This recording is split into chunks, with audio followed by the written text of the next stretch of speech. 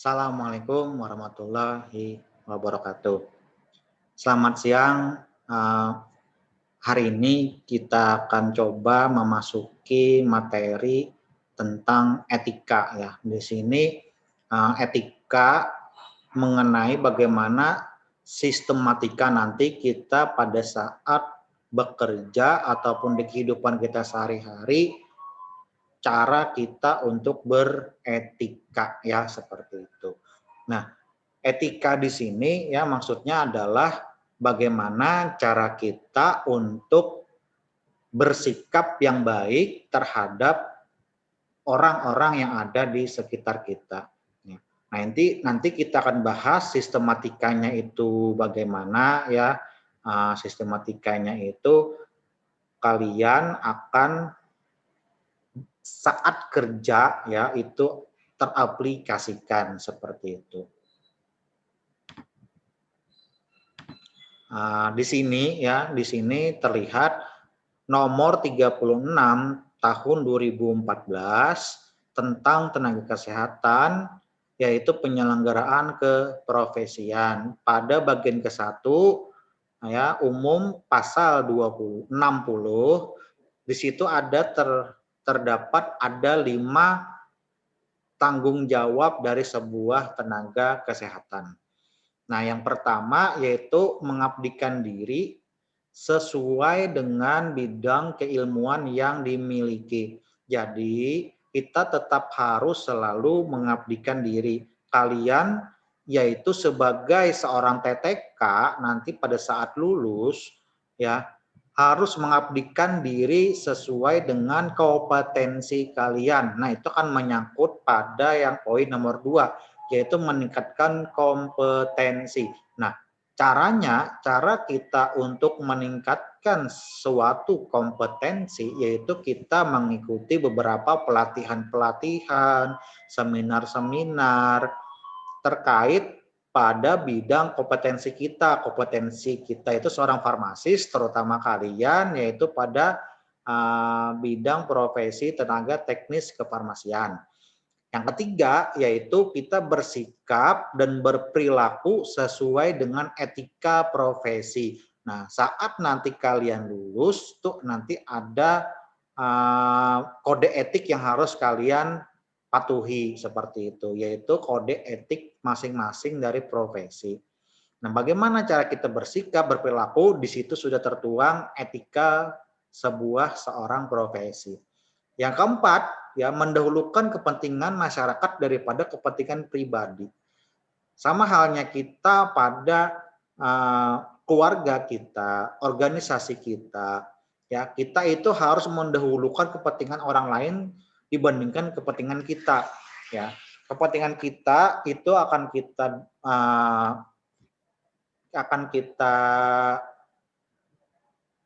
abaikan dulu ya dengan mengutamakan kepentingan orang lain. Sama halnya kita bekerja saat di apotek ya, kita itu misalnya lagi lapar. Ada pasien datang ingin membeli obat. Nah, otomatis kita harus menyetop makan kita dengan melayani pasien tersebut gitu untuk membeli sebuah obat. Belum nanti ada suami medikasi dari pasien ya seperti itu. Maka akan banyak waktu yang akan diluangkan. Maka dari itu pentingnya pasien ataupun masyarakat itu bisa sebagai etika ya, itu bisa disebut sebagai etika kita menghormati masyarakat. Nah, yang kelima di sini yaitu melakukan kendali mutu pelayanan dan kendali biaya dalam penyelenggaraan upaya kesehatan. Kendali mutu berarti kalian ya tadi ya seperti yang kalian makan, kalian stop dulu demi melayani pasien, biaya kita pilihkan biaya yang paling murah dan memiliki manfaat yang besar seperti itu ya dalam proses kita menyelenggarakan upaya kesehatan. Nah, tenaga kesehatan dalam menjalankan praktik itu diwajibkan yang pertama memberikan pelayanan kesehatan sesuai dengan standar profesi, yaitu standar pelayanan profesi. Ya. Nah, standar pelayanan profesi itu masing-masing sudah ada tertuang diatur oleh pemerintahan. Salah satunya seperti kita seorang farmasian, itu ada yang namanya standar pelayanan kefarmasian, baik itu di apotik, puskesmas, ataupun di rumah sakit.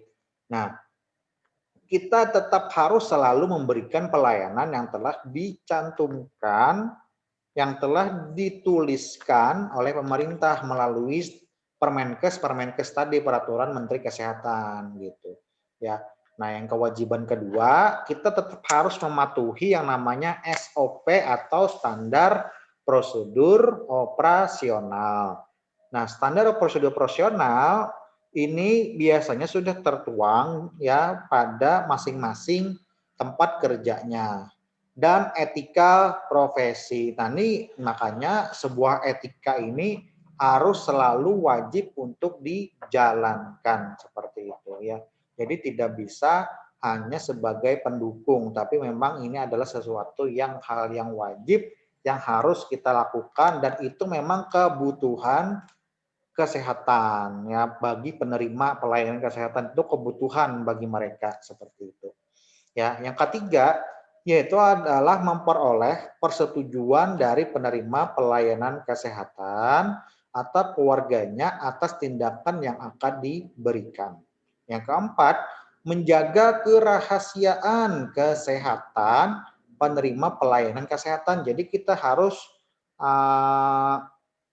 menjaga kerahasiaan dari pasien ya. Jadi tidak semua hal apapun itu diberitahukan ya. Jadi ada hal-hal yang harus dirahasiakan seperti itu. Kemudian selanjutnya yang kelima yaitu membuat dan menyimpan catatan dan atau dokumen tentang pemeriksaan, asuhan, dan tindakan yang dilakukan. Nah, yang keenam di sini adalah merujuk penerima pelayanan kesehatan ke tenaga kesehatan lain yang mempunyai kompetensi dan kewenangan yang sesuai. Jadi jangan coba-coba kalian melaksanakan kegiatan yang bukan kewenangan dan kompetensi dari kalian seperti itu ya.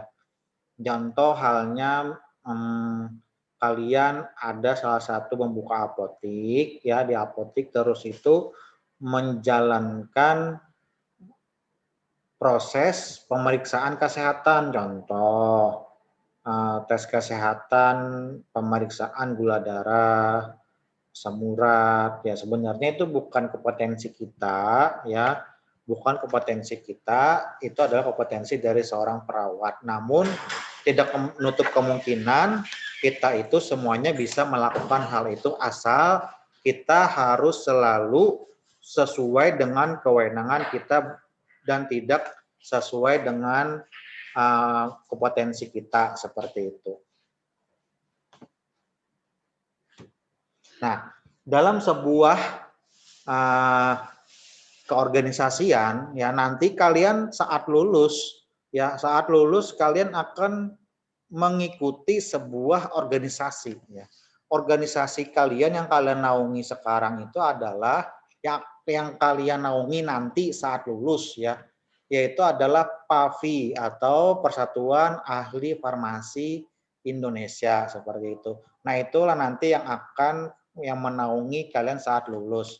Ya, jadi di sini pengertiannya pada pasal 50 organisasi profesi itu merupakan tenaga kesehatan masing-masing tenaga kesehatan sebenarnya harus membentuk yang namanya OP, organisasi profesi sebagai wadah untuk meningkatkan atau mengembangkan pengetahuan, keterampilan, martabat, dan etika profesi tenaga kesehatan. Nah, makanya tadi ya slide yang kedua menjelaskan bagaimana tentang kalian sebagai seorang TTK nantinya harus selalu meningkatkan kompetensi ya, seperti itu. Nah, ada yang namanya asas etika atau etika profesi dan profesionalitas. Jadi ada dua hal yang berbeda di sini. Ya, etika profesi, seorang profesi itu pasti akan selalu menjalankan tugas dan tanggung jawabnya sebagai profesi tenaga kesehatan TTK, gitu ya, TTK. Nah, itu adalah profesi, tapi kalau profesionalitas itu namanya kita menjalankan semua tupoksi-tupoksi kita yang ada, ya, itu dengan baik dan benar. Maka di sini bahwa pengaturan tenaga kesehatan harus dapat mencapai dan meningkatkan profesionalisme, ya, tenaga kesehatan dalam menjalankan praktik. Nah, seperti itu berarti harus sesuai dengan tanggung jawabnya, serta memiliki etika profesi dan bersikap profesional, itu maksudnya ya. Nah, pokok bahasan yang akan kita bahas ya pada hari ini yaitu pertama terkait dengan kebebasan, tanggung jawab, hati nurani, hak dan kewajiban. Nah, dari 5 ini pokok pembahasan ini akan mendasar pada sistematika etika gitu ya. Jadi ada 5 ini yang akan kita bahas pada hari ini. Pertama yaitu kebebasan. Dari segi etimologi, kata sifat berasal dari kata bebas itu adalah merdeka atau tak terkendali ya. Nah, kemudian berdasarkan dari KBBI, bebas itu artinya lepas sama sekali dalam bertindak tidak terganggu sehingga dapat bergerak, berbicara, berbuat, tiap-tiap anggota dapat mengungkapkan pendapatnya.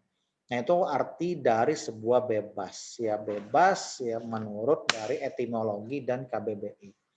Nah, namun dari beberapa ahli mengatakan menurut dari John Kersey, kebebasan sebagai kemerdekaan meninggalkan atau bebas meninggalkan, sedangkan menurut dari Black, kebebasan sebagai sebuah kemerdekaan dari semua bentuk-bentuk larangan kecuali larangan yang telah diatur dalam undang-undang. Nah, jadi ya kesimpulannya seorang manusia itu sudah kodratnya memiliki jiwa kebebasan, bebas untuk berpikir, berkehendak dan berbuat. Nah, namun kebebasan itu kita tidak selamanya harus selalu mengikuti peraturan yang ada. Kenapa? Peraturan yang ada ya itu belum tentu benar, makanya dalam setiap peraturan, contoh ya seperti RUU ya kemarin yang RUU ketenagakerjaan ya kan itu masih RUU rencana. Nah, itu kita bisa tuh mengungkapkan kebebasan kita. Nah, namun tapi kalau sudah disahkan itu kita kada kawal lagi. Itu maksudnya ya. Jadi apabila masih sebuah rencana atau draft itu bisa kita mengungkapkan kebebasan kita untuk berkehendak, berbuat dan berpikir seperti itu. Ya, wajar ada demo seperti itu. Nah, jadi pengelompokan dari sebuah kebebasan ya, yaitu dari menurut John S. Mill, kebebasan bidang kekuasaan batiniah, kesadaran yang menuntut kebebasan suara hati dalam arti yang paling luas. Ada juga artiannya kekuasaan dari seorang individu, kemudian kebebasan menurut sifatnya berhubungan dengan orang lain, yaitu baik batiniah kita, kebebasan batiniah, kebebasan individu, dan kebebasan terhadap orang lain, seperti itu. Nah, itu adalah pengelompokan kebebasan menurut John S. Mill. Ya, jadi seorang yang bebas, kebebasan itu harus tetap memenuhi etika. Ya, apabila kita di luar daripada etika kebebasan itu, maka kita harus berani dalam mempertanggungjawabkan. Nah, nantinya kita akan bahas setelah ini tentang tanggung jawab ya. Nah, Batas-batas sebuah kebebasan yang pertama yaitu adalah faktor internal. Faktor internal itu dari fisik kita dan psikis ya. Nah, dua, fisik dan psikis. Nah, fisik kebebasan kita untuk berdandan, berpakaian atau semacamnya itu internal kita. Psikis kita, pemikiran kita gitu, seperti itu. Bebas kita. Tapi harus ada batasnya gitu. Kalau untuk lingkungan, nah lingkungan ini kita baik secara ilmiah ataupun sosial, gitu. Itu adalah batas-batas dari kebebasan. Kemudian terhadap orang lain. Nah orang lain di sini katanya hak setiap manusia atas kebebasan yang sama. Jadi semua orang itu sama ya, itu penilaiannya ya, sama, bebas sama.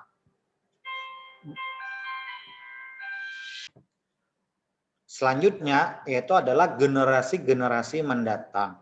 Nah, generasi-generasi mendatang ini yaitu generasi ke depan menggunakan alam sebagai dasar kebutuhan hidupnya.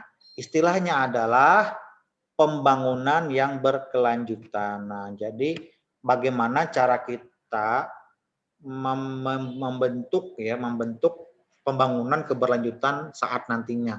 Nah, itu yang harus yang kita pikirkan dari sekarang, bagaimana caranya kita mengatur kebebasan pada generasi mendatang gitu ya. Itu batasannya agar tidak terlalu keluar dari jalur kebebasan yang seharusnya gitu ya.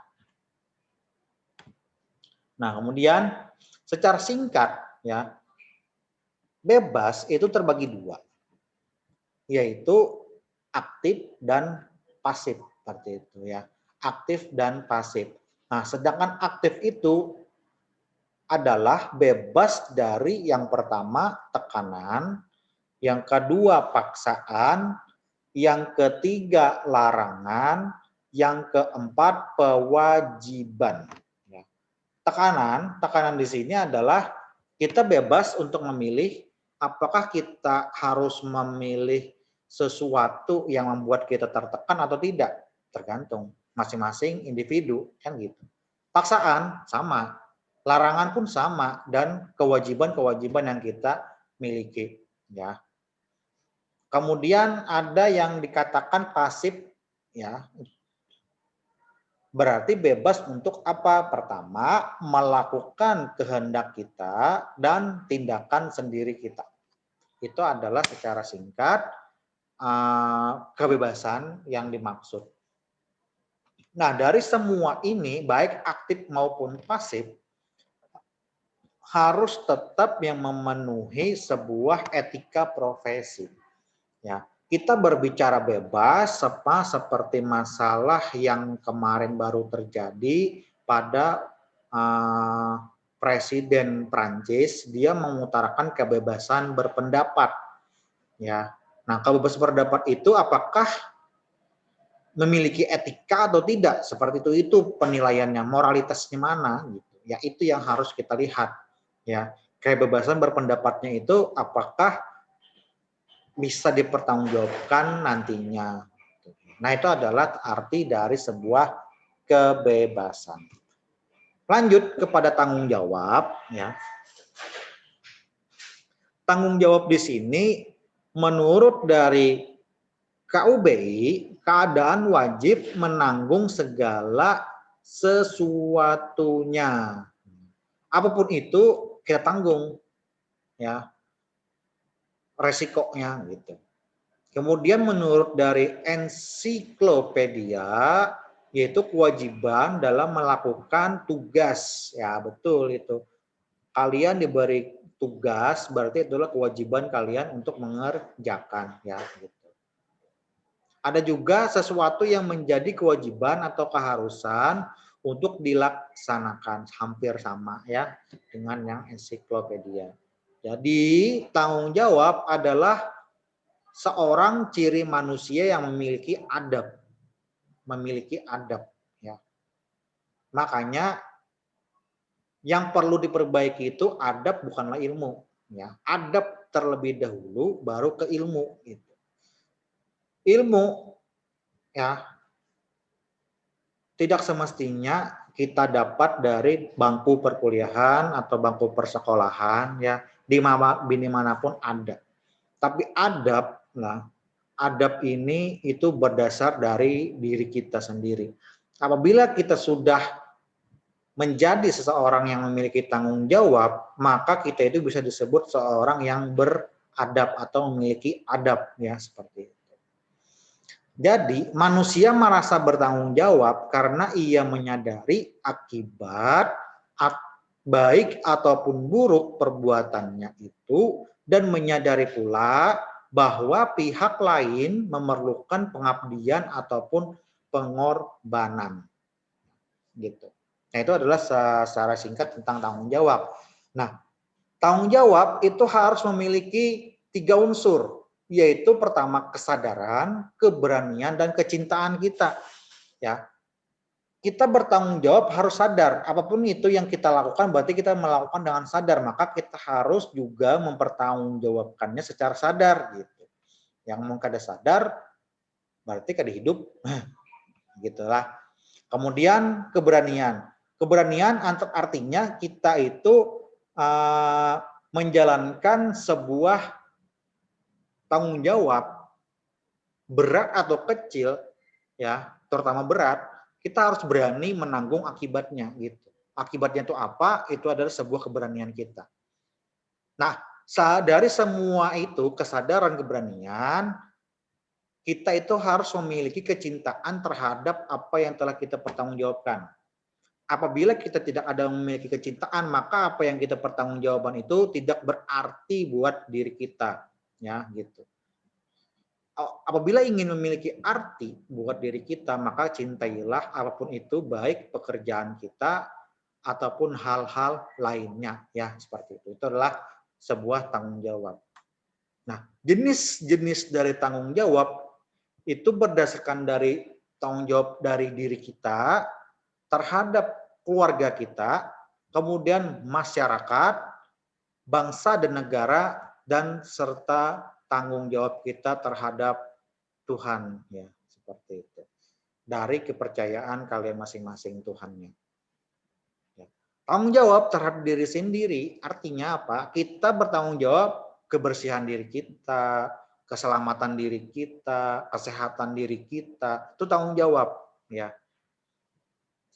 Kemudian tanggung jawab terhadap keluarga, ya, kepada nanti istri dan anak, kalau bagi laki-laki, kalau pada istri itu tanggung jawabnya terhadap suami, seperti itu. Ya, itu terhadap keluarga. Ya, tanggung jawab kita sebagai anak laki-laki kepada orang tua kita, seperti itu. Ya.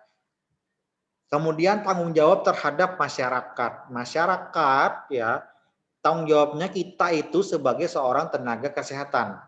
Nah, tenaga kesehatan bagaimana cara kita memposisikan diri kita pada masyarakat agar kita memiliki tanggung jawab yang besar terhadap peran peningkatan mutu kesehatan dari masyarakat. Contoh, kita melaksanakan pengabdian. Nah, tanggung jawab kita itu sebagai tenaga kesehatan melaksanakan pengabdian kepada masyarakat. Ya, itu tanggung jawab kita itu sudah, agar masyarakat itu dapat meningkatkan kualitas hidupnya. Nah, sedangkan kepada negara dan bangsa, nah ini kita mengabdi, namanya mengabdi kepada bangsa dan negara. Tanggung jawabnya itu dalam hal apa? Yaitu menjalankan semua perintah yang telah ditetapkan oleh bangsa dan negara, yaitu yang biasanya tertuang seperti yang di atas tadi, ya, Permenkes, Peraturan Menteri Kesehatan tentang standar pelayanan kefarmasian baik apotik, rumah sakit, dan puskesmas seperti itu. Ya, itu pengabdian kita, tanggung jawab kita terhadap bangsa dan negara. Nah, sekarang pada Tuhan, berarti ini tanggung jawabnya kepada Tuhan masing-masing. Ya, kalau agama Islam, tanggung jawab kita yaitu dengan menjalankan semua perintah dan menjauhi semua larangan. perintahnya yang wajib yaitu adalah kita melaksanakan sholat 5 waktu. Nah, itu adalah tanggung jawab kita. Nah, dan itu selalu akan terus berputar ya. Jenis dari tanggung jawab ini dia akan saling berkaitan. Namanya sebuah siklus seperti itu.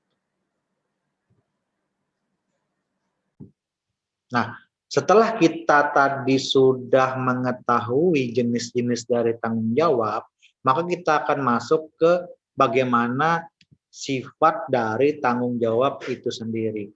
Nah, tanggung jawabnya itu ada sifatnya baik itu secara prospektif ataupun retrospektif. Yang dimaksud dengan prospektif itu artinya tanggung jawab kita di masa yang akan datang. Sedangkan retrospektif itu adalah bertanggung jawab atas perbuatan yang telah berlangsung dengan segala konsekuensinya. Artinya, apa yang kita tanam sekarang akan kita pertanggungjawabkan nanti. Apa yang telah kita lakukan, kita dapatkan sekarang itu merupakan tanggung jawab kita apa yang telah kita lakukan pada masa yang lampau. Ya, seperti itu contoh gambarannya. Makanya apabila kalian ingin ya namanya tuh ingin dimengerti ya. Jadi kalau kalian ingin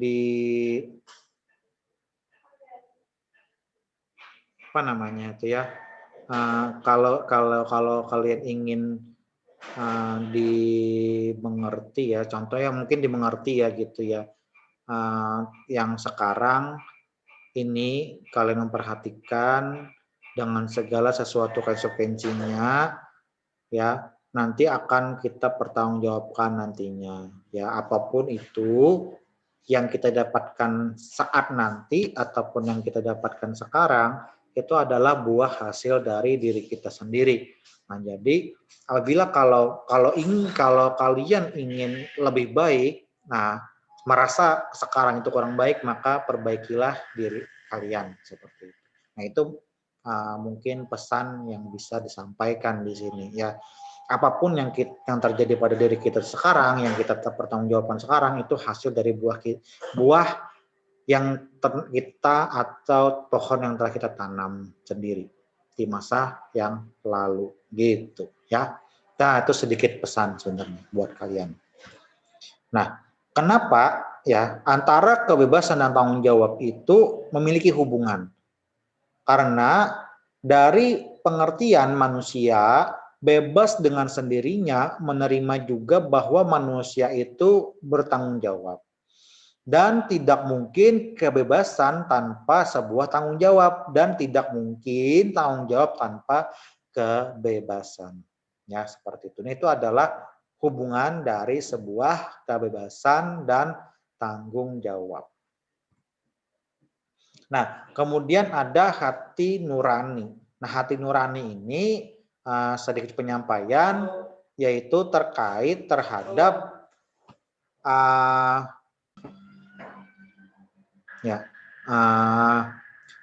sedikit tentang hati nurani. Hati nurani ini artinya kita itu memiliki sebuah empati dan simpati ya gitu. Itu hati nurani kita, attitude kita. Hati nurani itu kalian tanyakan diri kalian sendiri, diri kalian yang paling dalam, hati nurani kalian ya.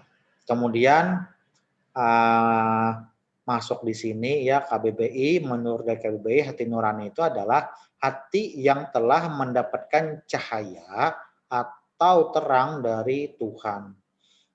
Jadi apapun itu berasal dari diri kita terhadap Tuhan. Kemudian perasaan hati yang murni dan sedalam-dalamnya itu menurut KBBI.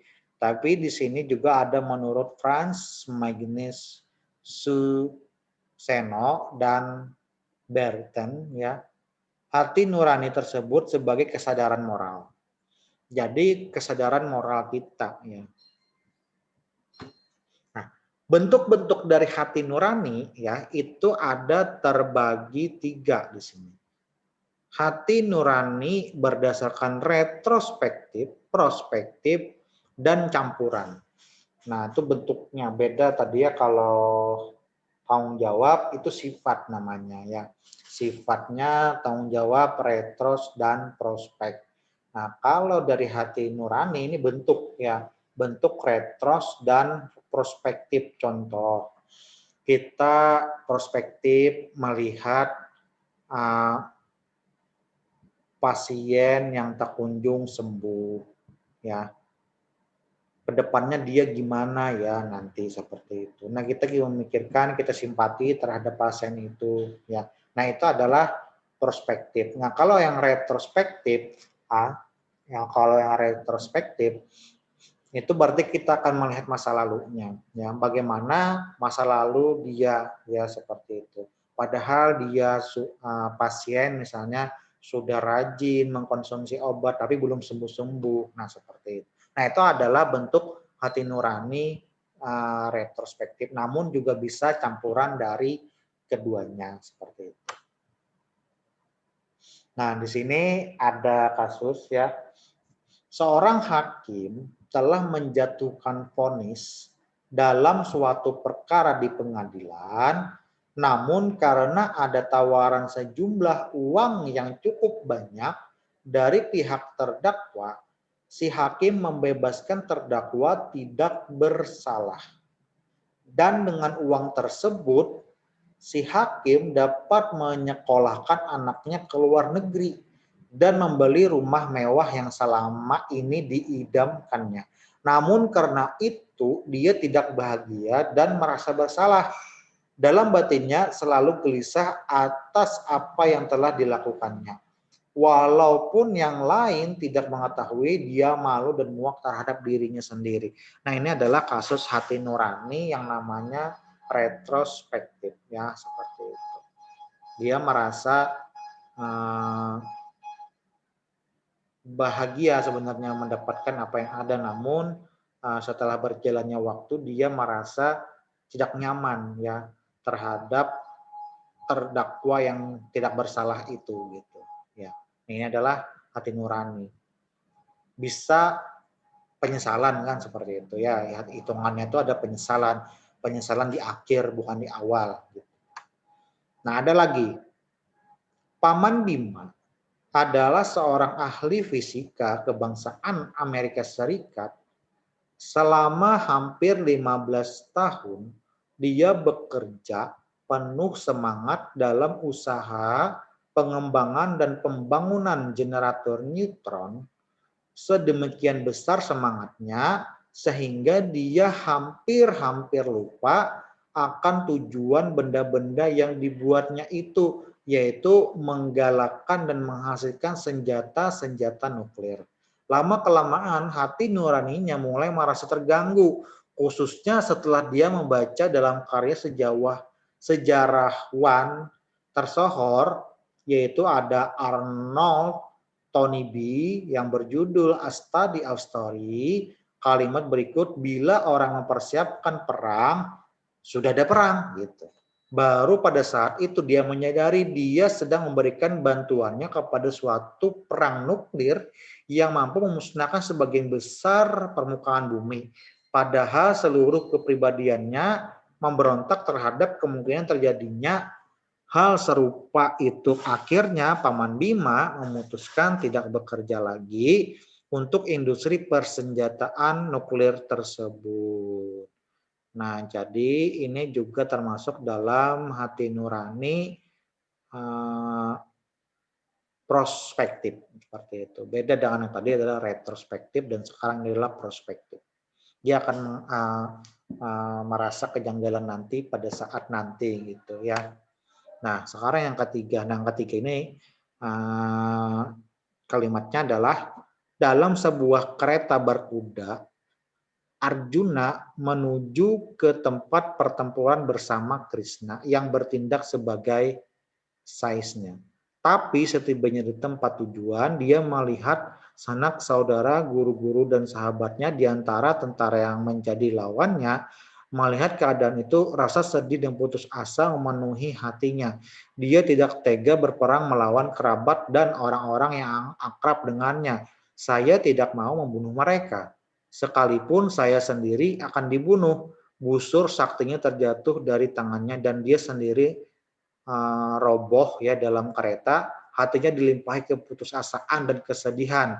Usaha Krishna untuk membesarkan hatinya tidak sedikit pun dapat mengubah sikapnya. Setelah mereka merasakan tidak merasakan masakan kita yang ingin hidup lagi ya. Dan dengan ia putuskan saya tidak akan berperang, kata Krishna.